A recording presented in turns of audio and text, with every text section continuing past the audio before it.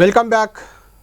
Parliament ఎన్నికలకు సంబంధించి అన్ని పార్టీలు కసరత్తు ముమ్మరం చేశాయి. కాంగ్రెస్ పార్టీ మరో అడుగు ముందుకు వేసింది. నిన్న కొడంగల్లో పిసిసి అధ్యక్షుడు ముఖ్యమంత్రి రేవంత్ రెడ్డి మహబూబ్ నగర్, తన సొంత జిల్లా కూడా మహబూబ్ నగర్ లోక్సభ స్థానం అభ్యర్థిగా వంశీచంద్ర రెడ్డిని ప్రకటించారు. కల్వకుర్తి మాజీ ఎమ్మెల్యే వంశీచంద్ర రెడ్డి ఆల్రెడీ పాలమూరు న్యాయయాత్ర పేరుతో ఆయన జనాల్లోకి కూడా వెళ్ళిపోయారు, ప్రచారం కూడా ప్రారంభించారు. అది ఒక రకంగా అధికారికంగా నిన్న ప్రకటన కూడా తొలి అభ్యర్థి అంటే లోక్సభ ఎన్నికలకు సంబంధించి కాంగ్రెస్ పార్టీ తొలి అభ్యర్థిగా మహబూబ్ నగర్, అది రేవంత్ రెడ్డి సొంత జిల్లాకు సంబంధించిన లోక్సభ నియోజకవర్గం నుంచి వంశీచంద్ర రెడ్డిని ఆయన అనౌన్స్ చేశారు. మనతో పాటు వంశీచంద్ర రెడ్డి గారు ఉన్నారు. వంశీచంద్ర రెడ్డి గారు నమస్కారం. ముందు మీకు కంగ్రాట్స్. అంటే రేవంత్ రెడ్డి గారు అనౌన్స్ చేశారంటే ఆయన ముఖ్యమంత్రి, పిసిసి అధ్యక్షుడు కూడా కాబట్టి ఆయన కనుసంధానంలోనే అభ్యర్థుల ఖరారు దాదాపుగా ఉంటుంది కాబట్టి మీకు కంగ్రాట్స్. ఆల్రెడీ మీరు న్యాయయాత్ర పేరుతో జనంలోకి వెళ్ళిపోయారు. ఏంటి న్యాయయాత్ర ఉద్దేశం ఏంటి? అంటే మీరు అనౌన్స్మెంట్ రాకముందే ప్రారంభించారు ఈ యాత్ర, అంటే మీకు ముందే తెలుసా మీరు అభ్యర్థి అవుతారని? అభ్యర్థి అవుతాననేది అది పార్టీ నిర్ణయం తీసుకుంటుంది, ఎవరు అభ్యర్థి అవ్వాలి. ఈ మహబూబ్ నగర్ లోక్సభ నియోజకవర్గమే కాదు, రాష్ట్రంలో ఉన్నటువంటి 17 నియోజకవర్గాలకు కూడా కాంగ్రెస్ పార్టీకి సంబంధించినటువంటి ఒక ప్రక్రియ ఉంటుంది. ఆ ప్రక్రియ ప్రకారం జరుగుతూ ఉంటుంది. పాలమూరు న్యాయ యాత్ర అనేది ఎప్పుడైతే రాహుల్ గాంధీ గారు మణిపూర్ నుంచి భారత్ జోడో న్యాయ యాత్ర ప్రారంభం చేయడం జరిగిందో, వారిని స్ఫూర్తిగా తీసుకొని రాహుల్ గాంధీ గారు చేస్తున్నటువంటి భారత్ జోడో న్యాయ యాత్రని స్ఫూర్తిగా తీసుకొని చేసినటువంటి యాత్ర ఈ పాలమూరు న్యాయ యాత్ర. ఆ విషయానికి వస్తే రాహుల్ గాంధీ గారు మొదటగా కన్యాకుమారి నుంచి కాశ్మీర్ వరకు భారత్ జోడో యాత్ర చేపట్టడం జరిగింది. ఆ యాత్రలో నేను కన్యాకుమారి నుంచి దాదాపు 2,500 కిలోమీటర్లు రాహుల్ గాంధీ గారితో, వారు 4,080 కిలోమీటర్లు పాదయాత్ర చేస్తే నేను 2,500 కిలోమీటర్లు కన్నా ఎక్కువ వారితో పాటు కాలినడకన్నా వారి పాదయాత్రలో పాల్గొన్నాను. ఇప్పుడు జరుగుతున్నటువంటి యాత్రలో అవకాశం లేదు కంటిన్యూస్గా పాల్గొనే అవకాశం. సో ఆ యాత్రని స్ఫూర్తిగా తీసుకొని పాలమూరు న్యాయ యాత్రని మన మహబూబ్ నగర్ లోక్సభ నియోజకవర్గంలో ప్రారంభించడం జరిగింది. వారిని స్ఫూర్తిగా తీసుకొని గత 10 సంవత్సరాలు రాష్ట్రంలో ఉన్నటువంటి ప్రభుత్వం, కేంద్రంలో ఉన్నటువంటి ప్రభుత్వం మన పాలమూరు జిల్లాని అన్యాయం చేసింది. ఇప్పుడు మన ప్రభుత్వం వచ్చింది, మన బిడ్డ ముఖ్యమంత్రి అయినాడు. ఈ సందర్భంగా మనం న్యాయం చేసుకోవచ్చు మన పాలమూరుకు అనే ఉద్దేశంతో యాత్ర ప్రారంభించారు. కరెక్ట్ అనేది అంటే మీరు పాలమూరు న్యాయయాత్రని మహబూబ్ నగర్ లోక్సభ స్థానం పరిధిలో చేస్తున్నారు. మీ సొంత నియోజకవర్గం కల్వకుర్తి, అక్కడ కాకుండా ఇక్కడ చేస్తున్నారు. అంటే మీ ఇంటెన్షన్ ఆటోమేటిక్గా మహబూబ్ నగర్ ఎంపీ అభ్యర్థిగా ఉండాలని ఆలోచన. నేను కొత్తగా మహబూబ్ నగర్ లో చేయడం కాదు, 2019లో కూడా నేను మహబూబ్ నగర్ లోక్సభ నుంచి ఎంపీగా పోటీ చేసిన. సో నా కల్వకుర్తి ఎట్లయితే నా శాసనసభ నియోజకవర్గంలో, మహబూబ్ నగర్ నా లోక్సభ నియోజకవర్గం. నేను 2019లో పోటీ చేయడం జరిగింది. తర్వాత మొన్న శాసనసభకు కూడా పోటీ చేయలేదు. నేను వాస్తవానికి నా ఉద్దేశం, సరే పార్టీ నిర్ణయానికి కట్టుబడి ఉండేటువంటి వ్యక్తిని అయినప్పటికీ నా వ్యక్తిగత అభిప్రాయం, నేను లోక్సభ నుంచి పోటీ చేయాలి, లోక్సభ నుంచి గెలవాలి. పార్లమెంట్లో రాహుల్ గాంధీ నరేంద్ర మోడీకి వ్యతిరేకంగా పోరాటం చేస్తుంటే మా నాయకుడు రాహుల్ గాంధీకి అండగా నేను పార్లమెంట్లో ఉండాలి అనే ఉద్దేశంతో లోక్సభ నుంచి పోటీ చేయాలనే ఆలోచన ఉంది. అంటే మీ ఆశకు, మీ ఆశయానికి, మీ ఆలోచనలకు నిన్న గ్రీన్ సిగ్నల్ వచ్చినట్టే కనిపిస్తుంది. ఆల్మోస్ట్ అభ్యర్థి అయిపోయారు, మొదటి అభ్యర్థిగా అనౌన్స్ అయింది వేదిక సాక్షిగా, కొడంగల్ వేదిక సాక్షిగా.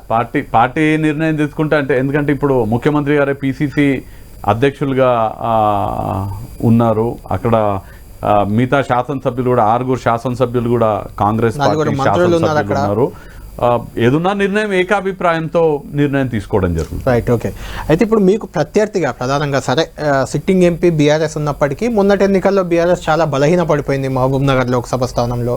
మీకు ప్రత్యర్థి అయ్యే అభ్యర్థి దాదాపుగా డీకేఆర్నా లేదా జితేందర్ రెడ్డి, ఇద్దరిలో ఎవరో ఒకరు, ప్రధానంగా డీకేఆర్న అయ్యే అవకాశం ఉంది. గతంలో ఆమె మీ కాంగ్రెస్ పార్టీ నాయకురాలు కూడా. ఎందుకు ఈ మధ్య అదే కారణమా మీ ఇద్దరి మధ్య కొంచెం వాదోపవాదాలు, గొడవలు, ఆర్గ్యుమెంట్లు, డబ్బుల లావాదేవీలకు సంబంధించిన అంశాలు? మీ ప్రశ్నలో 2 అంశాలు ఉన్నాయి. ఒకటి ప్రత్యర్థి ఎవరనేది. మీ అభిప్రాయాన్ని నేను ఏకీభవించాను. ప్రత్యర్థి భారతీయ జనతా పార్టీ అని మీరు అంటున్నారు, భారతీయ జనతా పార్టీలో ఫలానా వ్యక్తులు కావచ్చని మీరు అంటున్నారు. నేను అలా ఉండదు అనుకుంటున్నాను. ఖచ్చితంగా ముఖ్యమంత్రి గారి శాసనసభ నియోజకవర్గం వచ్చేటువంటి లోక్సభ, తర్వాత 7 స్థానాలకు 7 గెలుచుకోవడం జరిగింది.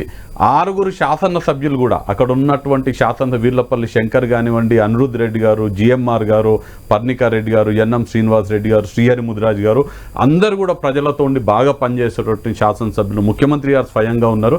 అసలు మహబూబ్ నగర్ నియోజకవర్గంలో ఇప్పుడు కాంగ్రెస్ పార్టీకి పోటీయే ఉండదు.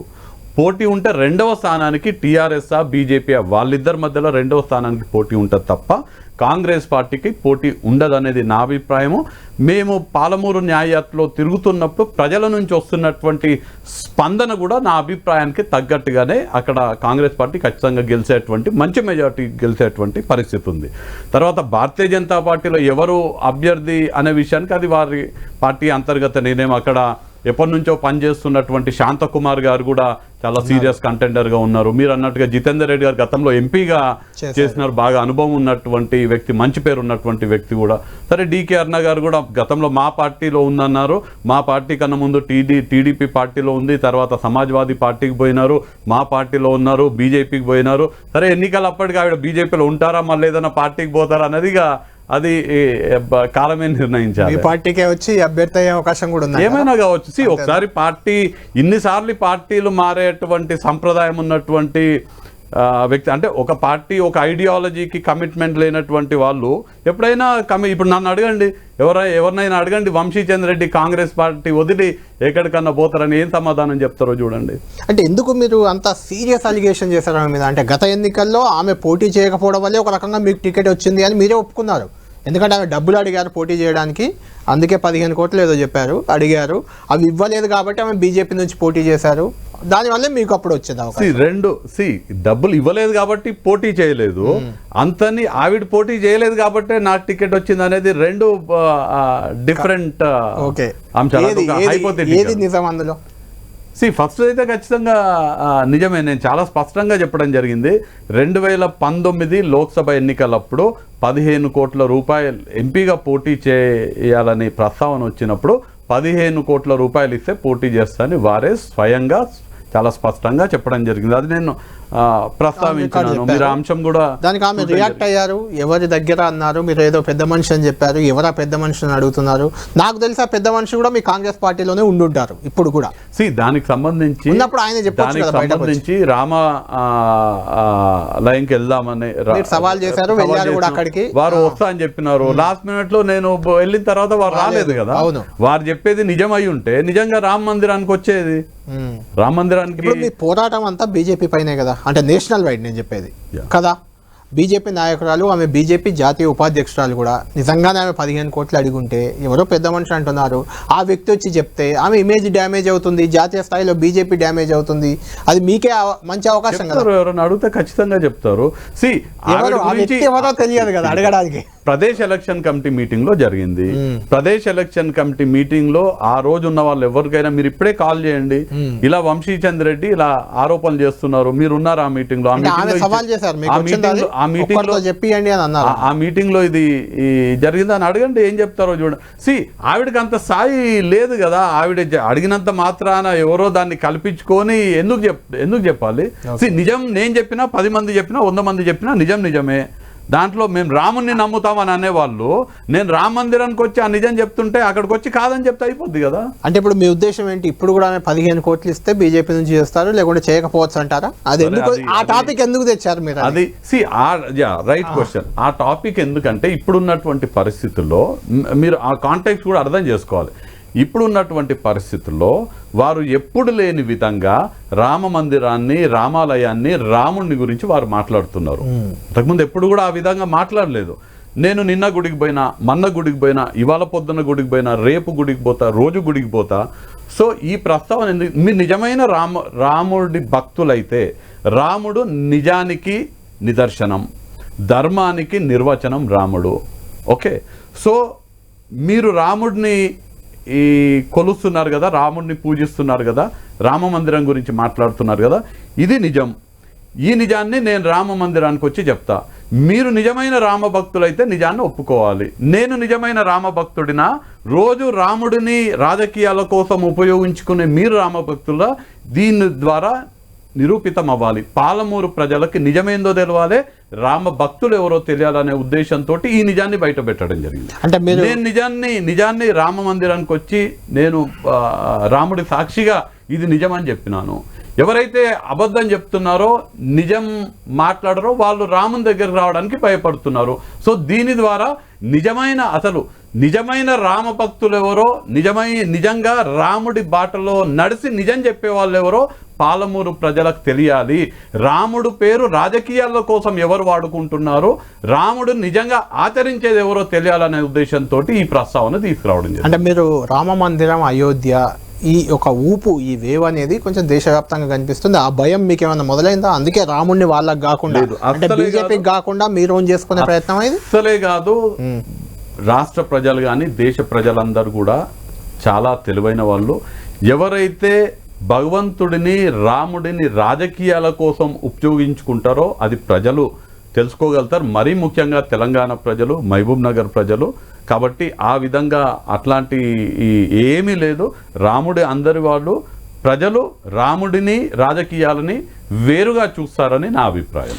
గత ఎన్నికల్లో 3వ స్థానానికి పరిమితమైన వంశీచంద్రెడ్డికి ఇప్పుడు గెలుపుపై ఎట్లా వచ్చింది ధీమా? అంటే మీ ఎమ్మెల్యేలు అంతా గెలిచారనే ధీమానా? వాళ్ళంతా కొత్త వాళ్ళు, మొదటిసారి గెలిచారు దాదాపుగా రేవంత్ రెడ్డి మినహా. ఒకవేళ ఇది ఈ గతంలో 3వ స్థానం వచ్చింది అని అంటే, ఇవాళ మా ప్రభుత్వం ఉన్నది, మా ప్రభుత్వం మంచి పాలనను అందిస్తున్నది, ప్రజాపాలనను అందిస్తుంది.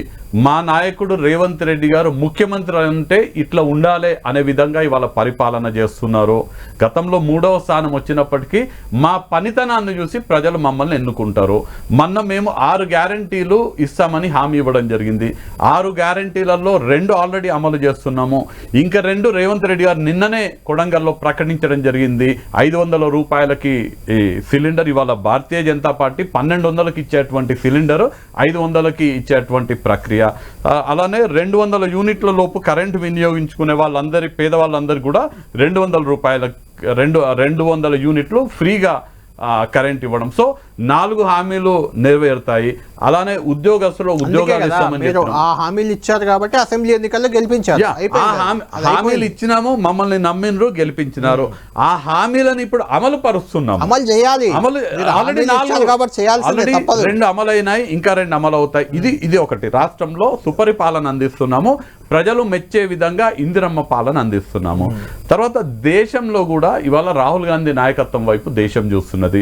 రాహుల్ గాంధీ గారు కన్యాకుమారి నుంచి కాశ్మీర్ వరకు భారత్ జోడో యాత్ర చేపట్టడం జరిగింది. ఇవాళ 6000 కిలోమీటర్ల భారత్ జోడో నిజంగా రాహుల్ గాంధీ వైపు కాంగ్రెస్ వైపు నిజంగా దేశం చూస్తుందా? ఎందుకు అడుగుతున్నా ఈ మాట అంటే, మీ పార్టీకి అలయన్స్ అయిన వారు, మీ పార్టీలో ఉన్న నాయకులు అశోక్ చవాన్ లాంటి వాళ్ళు, కమల్నాథ్ లాంటి వాళ్ళు, లేదంటే ఆర్ఎల్డి రాష్ట్రీయ లోక్దల్, ఆ పార్టీ మీతో అలయన్స్ అయి ఉంది ఉత్తరప్రదేశ్లో. తర్వాత ఇంకా పక్కన మన జనతాదళ్, ఇలాంటి పార్టీలు కూడా కొన్ని మీ నుంచి దూరమై వెళ్ళిపోతున్నాయి. మమతా బెనర్జీ లాంటి నాయకురాలు, మీతో అలయన్స్ అయి ఉన్న నాయకురాలు 40 సీట్లు కూడా కాంగ్రెస్కి వచ్చే పరిస్థితి లేదు దేశవ్యాప్తంగా అని కామెంట్ చేస్తున్నాయి. ఇవాళ మీరు భారతీయ జనతా పార్టీ ఏ విధంగా పనిచేస్తుందో చూస్తున్నారు. ఇవాళ భారతీయ జనతా పార్టీకి వాళ్ళ బలం కన్నా ఈడీ, సిబిఐ, ఇన్కమ్ ట్యాక్స్ వీళ్ళ బలం ఎక్కువైపోయింది. వీళ్ళను ఉపయోగించుకొని అందరినీ అంటే భయభ్రాంతులకు చేసి, ఎవరన్నా అంటే ఏ చిన్న ఇష్యూ నాయకులు అవుతారు, పార్టీలు అవుతారు, ప్రజలు కాదు కదా, ప్రజల ఓట్లు కావు కదా. 2 సార్లు గెలిచారు కదా. ఇప్పుడు అందుకే నాయకులు పోతున్నారు కానీ జనం మా వైపు ఉన్నారని చెప్తారు.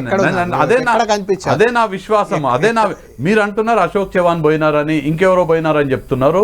నాయకులు పోయి కానీ ప్రజలు మా వైపు ఉన్నారు. ప్రజలు రేపు చూడండి, ఉదాహరణకి తెలంగాణ ఎన్నికల్లో, మొన్నటి ఎన్నికల్లో, 5 రాష్ట్రాల ఎన్నికల్లో తెలంగాణ మాత్రమే మీకు వచ్చింది. గెలిపోవటములు కామన్, అంటే ప్రజల మద్దతు ఉంటేనే కదా. అసెంబ్లీలో గెలిచినా అక్కడ లోకల్ ఇష్యూస్ ఉంటాయి కదా, నేషనల్ ఇష్యూస్ వేరు, లోకల్ ఇష్యూస్ వేరు. చాలా సందర్భాల్లో ఉదాహరణకి రాజస్థాన్ ఉంది.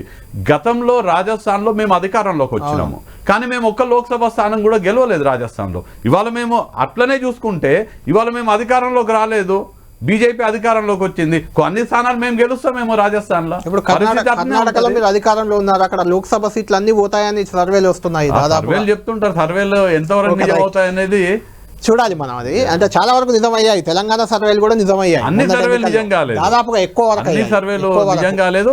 ఉదాహరణకి 9 సంవత్సరంలో ఫీల్ గుడ్ ఫ్యాక్టర్ అని తీసుకొచ్చి అప్పుడు ఎంత పెద్ద ప్రచారం చేస్తున్నారు. మళ్ళీ భారతీయ జనతా పార్టీ అధికారంలోకి రాబోతుంది అనేది ఇండియా షైనింగ్ అనే పెద్ద ఎత్తున ప్రచారం చేస్తున్నారు. అందరూ కూడా నిజంగానే భారతీయ జనతా పార్టీ అధికారంలోకి వస్తేమంటున్నారు. కానీ ఆ రోజు యూపీఏ ప్రభుత్వం కాంగ్రెస్ పార్టీ అధికారంలోకి రావడం జరిగింది. సో ప్రజలు 2004లో ప్రజలు మా వైపు ఉన్నారు. ఖచ్చితంగా కేంద్రంలో కాంగ్రెస్ పార్టీ అధికారంలోకి వస్తుంది. రాష్ట్రంలో ఇవాళ ఇక్కడ జరుగుతున్నటువంటి సుపరిపాలన చూసి ఖచ్చితంగా 15 స్థానాలు కాంగ్రెస్ గెలుస్తుందని ఆశాభావంతో. రేవంత్ రెడ్డి గారు 14 అన్నారు, మీరు ఒకటి ఎక్కువనే చెప్తున్నారు. ఇంకా ఓకే, మహబూబ్ నగర్లో ఓడిపోయిన తర్వాత వంశీచంద్రరెడ్డి అడ్రస్ లేకుండా వేరస్లు ఎక్కడ కనిపించలేదు మహబూబ్ నగర్ లోక్సభ పరిధిలో అనేది మీ మీద ఉన్న అలిగేషన్. వంశీచంద్రరెడ్డి అనేటువంటి వ్యక్తి 24/7 365 డేస్ రాజకీయాలలో కాంగ్రెస్ పార్టీ కోసం ప్రజల కోసం పనిచేసేటువంటి వ్యక్తి. నేను శాసనసభ్యునిగా ఉన్నన్ని రోజులు 24 గంటలు, వారానికి 7 రోజులు, సంవత్సరానికి 365 రోజులు కల్వకుర్తిలో పనిచేసినాను. దాని తర్వాత మహబూబ్నగర్లో పనిచేసినాను. ఎప్పుడైతే కాంగ్రెస్ నాయకత్వం, అధినాయకత్వం నా మీద విశ్వాసంతో, నా పనితనం మీద నమ్మకంతో నన్ను కేంద్రంలో ఏఐసిసి కార్యదర్శిగా నియమించి ఆర్గనైజేషన్ డిపార్ట్మెంట్ ఎవరైతే ఇవాళ జనరల్ సెక్రటరీగా కేసీ వేణుగోపాల్ గారు ఉన్నారో వారికి అటాచ్ చేస్తూ నాకు అత్యంత కీలక బాధ్యతలు అప్పచెప్పినప్పుడు పార్టీకి సంబంధించినటువంటి క్రమశిక్షణ కలిగిన నాయకునిగా పార్టీ బాధ్యతల రీత్యా నేను ఢిల్లీలో ఉండడం జరిగింది. దాని తర్వాత 43 సంవత్సరాలు ఉన్నటువంటి వంశీచంద్రరెడ్డిని కేంద్ర నాయకత్వం సిడబ్ల్యూసిలో ప్రత్యేక ఆహ్వానితుడిగా నన్ను చేయడం జరిగింది. అంటే మీరే మన రాష్ట్రంలో గతంలో ఎవరైనారు, ఏ వయసులో అయినారు ఒకసారి మీరు పరిమితమై వంశీచంద్రరెడ్డి జిల్లాను మర్చిపోయారని నేను అడుగుతుంది కూడా అదే. 100కి ఎట్టి పరిస్థితిలో కాదు, జిల్లాను ఎప్పుడు కూడా మర్చిపోలేదు. కాంగ్రెస్ పార్టీకి సేవ చేయడం అంటే మొత్తం భారతదేశానికి సేవ చేయడం. ఆ భారతదేశంలో మహబూబ్ నగర్ జిల్లా కూడా ఉంది. కాంగ్రెస్ పార్టీకి సేవ చేయడం, కాంగ్రెస్ పార్టీ కోసం పనిచేయడం అనేది ఒక అదృష్టం. భారతదేశానికి స్వాతంత్రం తెచ్చినటువంటి పార్టీ, మనకు తెలంగాణ రాష్ట్రం ఇచ్చినటువంటి పార్టీ. అట్లాంటి పార్టీలో కీలక బాధ్యత నిర్వహించడం నా బాధ్యత. అలానే రాజకీయాలు, వ్యక్తులు ప్రభావం ఎంత ఉంటుందో పార్టీ ప్రభావం అంతకన్నా ఎక్కువ ఉంటుంది. వంశీచంద్రరెడ్డి ఎక్కడున్నా కాంగ్రెస్ పార్టీ కోసం పనిచేస్తాడు, కాంగ్రెస్ పార్టీ వంశీచంద్రరెడ్డి కోసం పనిచేస్తుంది. అది నేను గర్వంగా చెప్పగలను. వేరే వాళ్ళు ఎవరు, మీరు నా కాంపిటీటర్లు అనుకున్నారు, ఎవరు కూడా గర్వంగా ఇంత ధైర్యంతో చెప్పలేరు. నేను కాంగ్రెస్ పార్టీ ఒకటే. కాంగ్రెస్ పార్టీని వంశీచంద్రరెడ్డిని విడదీయలేరు. కాంగ్రెస్ పార్టీకి పనిచేస్తున్నానంటే నేను మహబూబ్ నగర్ సేవ చేసినట్టే. నేను మహబూబ్ నగర్లో పనిచేస్తే అక్కడున్న కాంగ్రెస్ పార్టీ బలోపేతం అవుతుంది కాబట్టి నేను మహబూబ్ నగర్లో పనిచేస్తే కాంగ్రెస్ పార్టీకి పనిచేసిన. రైట్. ఫైనల్గా ఒక క్వశ్చన్. మొన్నటి ఎన్నికల్లో మీరు ఇంత జాతీయ స్థాయిలో ఇంత ప్రభావం ఉంది, మీకు చాలా పరిచయాలు ఉన్నాయి. కేసీ వేణుగోపాల్ అంటే మనకు తెలుసు, మొత్తం రాష్ట్ర రాజకీయాన్ని అంతా ఆయనే ప్రభావితం చేస్తున్నారు. ఇప్పుడైతే అలాంటి వ్యక్తి దగ్గర ఉన్న మీరు, అలాంటి వ్యక్తితో కలిసి పనిచేసిన మీకు కల్వకుర్తి టికెట్, మాజీ ఎమ్మెల్యేగా పెద్ద విషయం కాదు, మీరు తెలుసుకుంటే అది మీదే టికెట్. అయితే అక్కడ వారం రోజుల ముందు బీఆర్ఎస్ నుంచి వచ్చిన ఒక బీఆర్ఎస్ ఎమ్మెల్సీ ఆయనకు టికెట్ ఇచ్చారు. ఆ టికెట్ ఇవ్వడానికి వంశీచంద్రరెడ్డి ఆయనతో కొల్లుడయ్యారు, ఆయనకు అమ్ముడు పోయి ఆయనకు టికెట్ ఇప్పించారు అనే ప్రచారంలో వాస్తవం ఎంత? ఈ ప్రచారం చేసిన వాళ్లకు వంశీచంద్రరెడ్డి అనే ఒక వ్యక్తిత్వం తెలియనటువంటి వ్యక్తులు ఈ ప్రచారం చేస్తుంటారు. అదే హూఎవర్ ఇట్ ఈస్, నేను దాంట్లో పేర్లో పోను. ఒకటి వంశీచంద్రరెడ్డి వ్యక్తిత్వం తెలియని వాళ్ళు చేస్తుంటారు. ఇంకొకటి వ్యక్తిత్వం లేని వాళ్ళు, అంటే ఎవరికైనా టికెట్లు ఇప్పిస్తే డబ్బులకి అమ్ముకునే వాళ్ళే ఈ యొక్క ఆరోపణ చేయగలుగుతారు. ఎవరైతే ఆరోపణ చేస్తున్నారంటున్నారో మీరు, వాళ్ళు బహుశా వాళ్ళు వేరే వాళ్ళకి టికెట్ ఇప్పించడం కానీ ఎవరికన్నా టికెట్ ఇప్పించడంలో సహాయం అలవాటు ఉన్న వాళ్ళు డబ్బులు తీసుకునే అలవాటు ఉన్న వాళ్ళు అందరికి అలవాటు ఉందేమో అనుకుంటున్నట్టున్నారు. వంశీచంద్రరెడ్డి నిజంగా అట్లా రాజకీయాలలో టికెట్లు అమ్ముకొని డబ్బులు సంపాయాలంటే కేవలం కల్వకుర్తి ఒక్కటి కాదు, ఇప్పటికే 5,000 కోట్లు సంపాదించారు. ఎందుకు కల్వకుర్తిలో మీరు పోటీ ఎందుకు చేయలేదంటే ఏం చెప్తారు? తెలంగాణలో కాంగ్రెస్ అధికారంలోకి వస్తుందనే ఒక ఫీల్ గుడ్ ఫ్యాక్టర్ ఉంది. మీ సిట్టింగ్ ఎంపీలు అప్పటి సిట్టింగ్ ఎంపీలు 3 ఎమ్మెల్యేలకు పోటీ చేశారు. ఎందుకంటే మంత్రి పదవి కావచ్చు అని 3 గెలిచారు, మంత్రులు కూడా అయ్యారు. మీరు ఎందుకు అంటే మంత్రి పదవి మీద ఆశ లేదా మీకు, లేకుంటే అధికారంలోకి వస్తుందని నమ్మకం లేదా, మీరు ఎందుకు చేయలేదు? 100% కాంగ్రెస్ పార్టీ అధికారంలోకి వస్తుందనే నమ్మకం నాకున్నది. 1. సెకండ్ థింగ్, మంత్రి పదవి అట్లాంటి పదవుల మీద ఆశపడేటువంటి వ్యక్తి వంశీచంద్ర రెడ్డి కాదు. అంటే మీ ఎంపీలు అట్లా మంత్రి పదవి కోసం ఆశపడేటువంటి వ్యక్తి, డబ్బుల కోసం ఆశపడేటువంటి వ్యక్తి కానీ, పదవుల కోసం ఆశపడేటువంటి వ్యక్తి గానైతే ఎందుకు టికెట్ ఎవరికో ఇచ్చేవాడిని, నేనే పోటీ చేసి నేను మంత్రి అయ్యేవాడిని. నేను ఇందాక కూడా చెప్పడం జరిగింది, రాహుల్ గాంధీ గారు ఒక్కరే దేశంలో నరేంద్ర మోడీకి వ్యతిరేకంగా ధైర్యంగా పోరాటం చేస్తున్నటువంటి వ్యక్తి.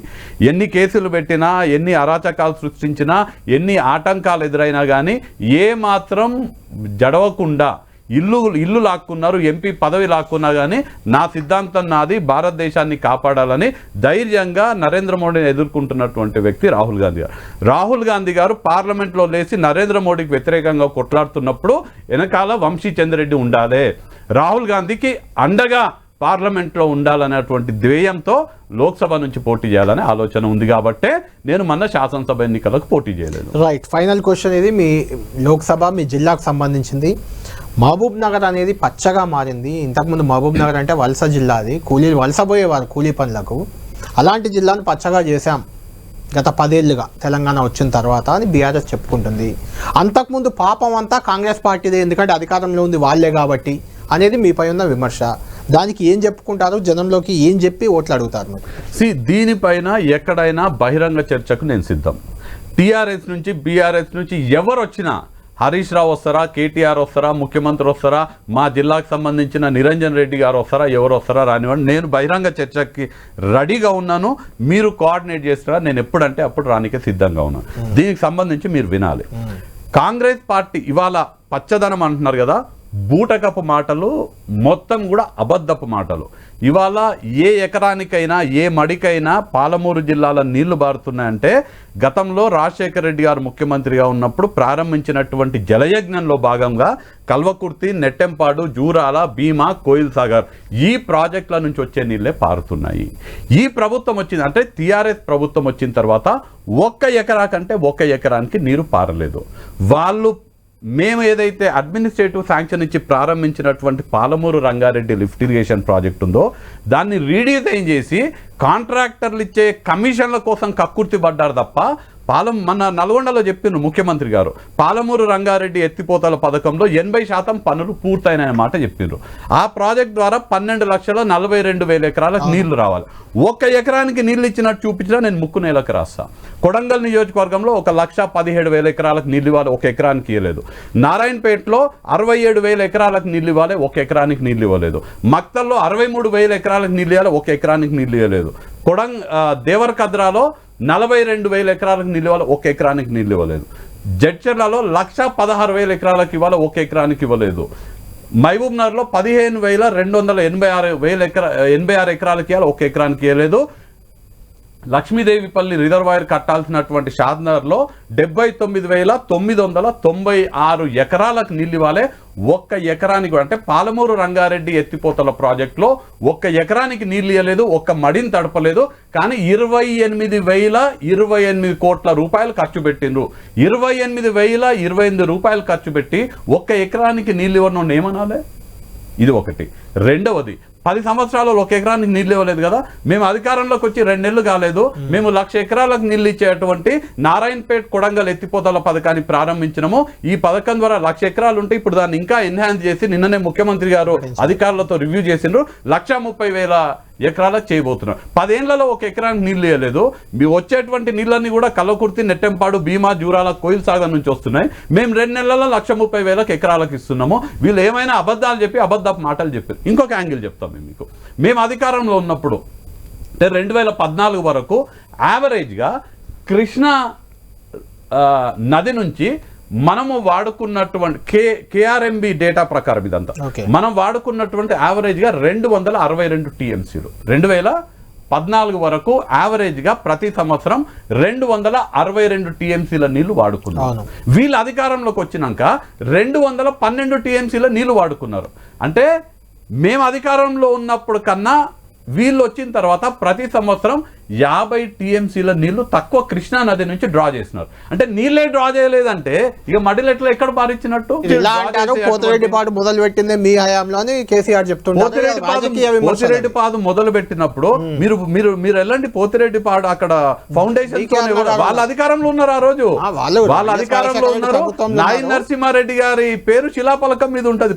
ఆ రోజు కొట్లాడింది మేము, మా పి జనార్దన్ రెడ్డి గారు కొట్లాడినరు, మా కాంగ్రెస్ వాళ్ళు పోతిరెడ్డిపాడు ఆ రోజు అంత రాద్ధాంతం చేసింది కదా. ఇవాళ దానికన్నా 11 టీఎంసీలు పోతిరెడ్డి అధికారంలో ఉండి 11 టీఎంసీలు తీసుకెళ్తుంటే అసమర్థత వల్ల మన నీళ్లు వాళ్ళు అదెక్కడికి కృష్ణా బేసిన్ కి సంబంధించినటువంటి నీళ్లు పెన్నా బేసిన్ కి తీసుకుపోతుంటే అసమర్థులుగా ఉన్నటువంటి వాళ్ళు ఈ బీఆర్ఎస్ వాళ్ళు. ఇప్పుడు మీరు మహబూబ్ నగర్ ఎంపీగా గెలిస్తే మీ మొదటి ప్రాధాన్యత ఏంటి? అసలు ఏం చేయబోతున్నారు మహబూబ్ నగర్ జిల్లాకి? ఈ మహబూబ్ నగర్ విషయానికి వస్తే ఇవాళ కేంద్రంలో భారతీయ జనతా పార్టీ అధికారంలో ఉంది. వాళ్ళ ప్రధానమంత్రి ఉన్నారు కదా, వాళ్ళ జాతీయ నాయకులు ఉన్నారు కదా మహబూబ్ నగర్ నుంచి. గతంలో ఎంపీలుగా చేసిన వాళ్ళు ఉన్నారు. కేంద్ర మంత్రిగా కిషన్ రెడ్డి గారు ఉన్నారు. వాళ్ళ రాష్ట్ర అధ్యక్షుడు మహబూబ్ నగర్కి ఏం చేసిండ్రు? ఇవాళ విజయ సంకల్ప యాత్ర అని తీస్తున్నారు. పాలమూరు జిల్లాకు వచ్చినప్పుడు నరేంద్ర మోడీ గారే స్వయంగా పాలమూరు రంగారెడ్డి ఎత్తిపోతల పథకాన్ని జాతీయ హోదా ఇస్తామని హామీ ఇచ్చిన నరేంద్ర మోడీ గారు ఇవాళ 10 సంవత్సరాలు అధికారంలో ఉన్నారు. జాతీయ హోదా ఎందుకు ఇవ్వలేదు పాలమూరు రంగారెడ్డికి? పాలమూరు రంగారెడ్డి ప్రాజెక్ట్ గురించి ఎప్పుడైనా మాట్లాడినరా? నిధులు కేటాయించినరా? జాతీయ హోదా ఎందుకు ఇవ్వలేదు? కిషన్ రెడ్డి గారు ఎందుకు అడగరు? జాతీయ ఉపాధ్యక్షురాలు పదవి తెచ్చుకున్న వాళ్ళు పాలమూరు రంగారెడ్డికి జాతీయ హోదా గురించి ఎందుకు మాట్లాడారు? జితేందర్ రెడ్డి గారు జాతీయ హోదా ఏం చేసినారు? పాలమూరు జిల్లాకి ఏం చేసినారు? వాళ్ళు ఏం చేయలేరు. అధికారంలో ఉన్నప్పటికీ, వాళ్ళ ప్రధానమంత్రి ఉన్నప్పటికీ, వాళ్ళ కేంద్ర ప్రభుత్వం ఉన్నప్పటికీ గత 10 సంవత్సరాల్లో బీజేపీ నాయకులు కానీ బీజేపీ కానీ పాలమూరుకి ఏం చేయలేదు. టీఆర్ఎస్ వాళ్ళు బీఆర్ఎస్ వాళ్ళు పాలమూరుకి అన్యాయం చేస్తున్నారు. మేము ఇవాళ న్యాయం చేస్తాము, అందుకే పాలమూరు న్యాయయాత్ర చేపట్టినాం. ఇవాళ మన బిడ్డ, మన పాలమూరు ముద్దు బిడ్డ రేవంత్ రెడ్డి గారు ముఖ్యమంత్రిగా ఉన్నారు. మా 7 ఎమ్మెల్యేలు మహబూబ్ నగర్ లోక్సభలో ఉన్నారు. ముఖ్యమంత్రి గారు అండతో ఆ 7 ఎమ్మెల్యేల సహకారంతో నాకు జాతీయ స్థాయిలో పరిచయాలు ఉన్నాయి, జాతీయ స్థాయిలో పనిచేసినట్టు అనుభవం ఉంది. మన జిల్లాకి, పాలమూరు జిల్లాకి, ముఖ్యంగా మహబూబ్ నగర్ లోక్సభ నియోజకవర్గానికి కావాల్సినటువంటి నిధులు, కావాల్సినటువంటి అనుమతులు తీసుకొచ్చే బాధ్యత నాది. ముఖ్యమంత్రి గారితో కోఆర్డినేట్ చేసుకుంటూ ఎమ్మెల్యేల సహకారంతో మహబూబ్ నగర్లో ఉన్నటువంటి సాగుకి యోగ్యమైనటువంటి ప్రతి ఒక్క ఎకరాకి సాగునీరు అందించేటువంటి బాధ్యత మా కాంగ్రెస్ పార్టీ తీసుకుంటుంది. అక్కడ ఉన్నటువంటి నిరుద్యోగ ఉపాధి సమస్యని తీర్చేటువంటి బాధ్యత మేము తీసుకుంటాము. Right, thank you Vamshichandra Reddy గారు. All the best. మీ ఆలోచనలు అన్ని కార్యరూపంలోకి రావాలి. మహబూబ్ నగర్ జిల్లాకి ముఖ్యంగా లోక్సభ స్థానం పరిధిలోని 7 అసెంబ్లీ సెగ్మెంట్లకు కూడా లాభం చేకూరాలని మేము కూడా భావిస్తున్నాం, ఆశిస్తున్నాం. థ్యాంక్ యూ అండి. మొత్తానికి ఆట మొదలు పెట్టారు సీఎం రేవంత్ రెడ్డి గారు. తన సొంత జిల్లా మహబూబ్ నగర్ నుంచే లోక్సభ అభ్యర్థిగా వంశీచంద్ర రెడ్డిని మొదటి అభ్యర్థిగా ప్రకటించారు. మిగిలిన 16 అభ్యర్థులు కూడా దాదాపు ఖరారు చేసుకున్నట్లే తెలుస్తుంది. రేవంత్ రెడ్డి పీసీసీ అధ్యక్షుడిగా ఉన్నారు, ముఖ్యమంత్రిగా ఉన్నారు. గత ఎన్నికల్లో కాంగ్రెస్ పార్టీని అధికారంలోకి తెచ్చారు కాబట్టి అభ్యర్థుల ఎంపికలో కూడా ఆయనకు కొంత అధిష్టానం ఫ్రీ హ్యాండ్ ఇచ్చినట్లయితే మనకు కనిపిస్తుంది. చూడాలి. ఇప్పటి వరకు మనం చెప్పిన జాబితా చూసాం కదా, ఇందులో ఏమైనా మార్పులు చేర్పులు ఉంటాయా? ఈ 17 మందే రానున్న ఎన్నికల్లో, లోక్సభ ఎన్నికల్లో బరిలో దిగబోతున్నారా? మనం వేచి చూడాలి. ఇది ప్రైమ్ టైం డిబేట్.